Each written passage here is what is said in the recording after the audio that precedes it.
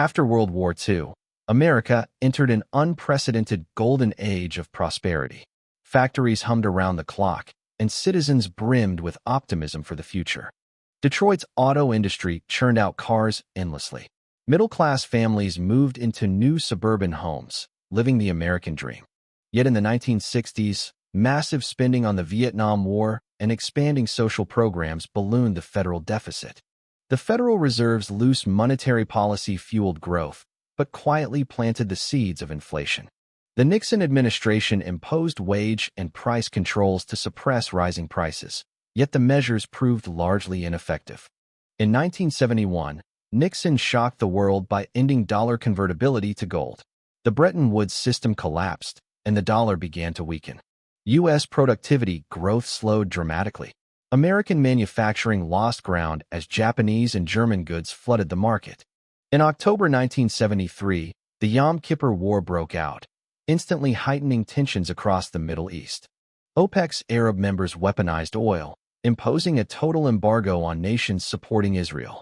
Global oil prices quadrupled from roughly $3 to $12 per barrel in months. The energy crisis had begun. Across America, gas stations saw long, snaking lines as fuel supplies dried up. Drivers waited anxiously for hours, some camped overnight with sleeping bags. The government introduced odd-even rationing based on license plate numbers. Skyrocketing energy prices rippled through every sector. Transportation costs soared. Prices for food, heating, and raw materials rose sharply, putting heavy pressure on household budgets. Inflation surged from around 3% in 1972 to double digits, triggering widespread public anxiety. Between 1973 and 1975, the U.S. plunged into a deep recession with GDP contracting sharply for several quarters. Unemployment rose from about 5% to over 9%. Factories closed or laid off workers in droves. The new term stagflation described the nightmare. Economic stagnation combined with runaway inflation. Traditional Keynesian economics failed completely. The Phillips curve was broken. For ordinary families, real incomes fell while purchasing power was steadily eroded. Price tags in supermarkets changed almost weekly. Housewives carefully stretched every dollar. Car sales collapsed. The once thriving Motor City of Detroit fell into decline. The stock market stagnated for years, earning the grim nickname, the death of equities. President Ford launched the Whip Inflation Now, Win campaign, which was widely mocked. Public trust in the government's ability to manage the economy evaporated. In 1979, the Iranian Islamic Revolution triggered a second major oil shock. Oil prices spiked again, and gasoline shortages returned with a vengeance. Inflation peaked near 14.5%, pushing the economy back into recession. President Jimmy Carter's approval ratings collapsed amid widespread public frustration and anger. Carter delivered his famous crisis of confidence speech, admitting the nation faced a deeper malaise. In August 1979, the tough-minded economist Paul Volcker was appointed Fed chairman. Volcker was determined to crush deeply entrenched inflation expectations at any cost. He pushed the federal funds rate above 20%, an unprecedented level. Sky-high interest rates acted like a sword slicing through the fragile economy. Mortgage rates soared to 18%, shattering the homeownership dreams of countless families. From 1980 to 1982, America suffered back-to-back recessions, with unemployment peaking near 11%. Factories shut down en masse. The industrial Midwest began turning into the Rust Belt. Volcker faced intense political heat and was labeled the most unpopular man in America. Yet his tough policy finally shattered the vicious wage price spiral. Inflation fell from double digits back to around 4%, a painful victory. Though the cost was heavy, it laid the foundation for the long boom of the 1980s. President Reagan advanced supply-side reforms and major tax cuts.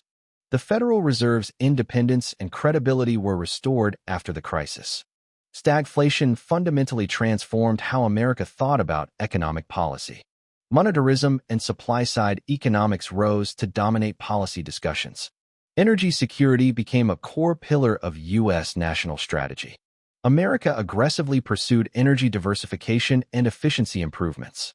Ordinary Americans learned frugality, resilience, and a deep wariness of inflation. The decade left a collective national trauma regarding runaway inflation. Stagflation proved that supply shocks could completely upend traditional demand-side policies. Simply increasing government spending or printing money cannot solve every economic ill. Policymakers must constantly guard against self-fulfilling inflation expectations. The short-term agony of high interest rates can sometimes be the necessary price for long-term health. The bitter lessons of the 1970s remain required study for economists and policymakers today. Whenever inflation threatens today, memories of that difficult decade resurface. History repeatedly shows that prolonged prosperity often conceals serious vulnerabilities. Overdependence on a single source of energy imports can lead to catastrophic results. Close coordination between fiscal and monetary policy is essential. The central lesson is that economic policy demands sustained discipline. The beautiful illusion of the post-war golden age shattered completely in the 1970s. The U.S. economy moved from steady prosperity into a long period of turbulence and adjustment. The oil embargo forced Americans to confront how global events directly affect daily life. The long lines at gas stations became the defining visual memory of the era. Housewives meticulously budgeted every expense, making ends meet with difficulty. Workers struck repeatedly, demanding wage hikes to keep pace with soaring prices. Several presidents appeared powerless in the face of stagflation, until Paul Volcker used an iron fist to forcibly break the vicious cycle. The deep recession of the early 1980s was brutally painful but delivered lasting low inflation. The low inflation environment paved the way for the technology revolution and globalization boom. Stagflation accelerated America's painful but necessary structural economic transformation. The era dominated by heavy industry slowly gave way to services and high-tech sectors. Energy policy shifted from reliance on Middle East imports toward domestic production and diversification. Today, whenever inflation risks rise, the echoes of that decade remain loud and clear. History does not repeat exactly, but its rhymes must never be forgotten. We must maintain monetary discipline and resist the temptation of excessive stimulus. Focus on supply-side reforms and continuously raise productivity. Build greater resilience in energy security and supply chains. Teach the next generation the complexity and fragility of economic cycles. The 1970s stagflation remains one of the most painful yet valuable lessons in American economic history. From boom to crisis, it can take just one sudden supply shock. Once inflation spirals out of control, the entire nation bears the heavy cost. Volcker's harsh tightening was brutal, but ultimately rescued the dollar's credibility. America emerged from the stagflation quagmire wiser, stronger, and more resilient. Yet we must never forget those years filled with anxiety and hardship, because the next challenge may arrive in a new disguise. Stay vigilant and always ready to draw wisdom from history. Economic stability is hard-won and requires constant vigilance from every generation. The alarm bells of the 1970s still echo in today's economic policy debates. For a more stable and prosperous future, we must firmly remember the past, the defining event that marked the end of the post-war golden age. Oil was used for the first time as a clear geopolitical weapon.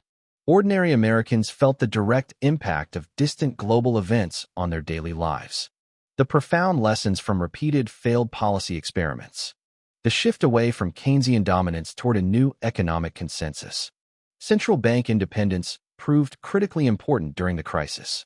The short-term pain of high interest rates bought long-term economic stability. It revealed the remarkable resilience and adaptability of the American people. It remains an indelible page in American history textbooks. 1970s stagflation, pain, lessons, transformation, and renewal. A decade after the worst of the crisis, the U.S. economy regained its vitality. Yet the painful memories remain deeply etched in the minds of many. A new generation of economists began their study of modern macroeconomics with stagflation. Policymakers continue to debate how best to respond to similar supply shocks. In many family stories, the 1970s became shorthand for times of hardship. The pace of financial innovation and energy transition accelerated noticeably from that era. The vulnerability of global supply chains was already exposed back then. A careful balance between regulation and economic growth is essential. Will we truly learn the lessons before the next crisis strikes? The 1970s stagflation crisis, an enduring alarm bell in American economic history. Beneath the surface recovery, deep structural risks still lurked. Historians often compare the 1970s stagflation with the Great Depression of 1929. Many Americans' lives were clearly divided into before and after stagflation. During the crisis, human greed, fear, and resilience were all on full display. Economic stability is a fragile and temporary balance that requires constant care. We owe a solemn promise to those who lost jobs and hope during the crisis. The next economic shock may appear different, but it will likely rhyme with the past. Whether the younger generation remembers history will shape the economic future. The 1970s stagflation is an eternal and vital chapter in American economic history. Final chapter. The alarm bell must keep ringing. Vigilance for the future is eternal.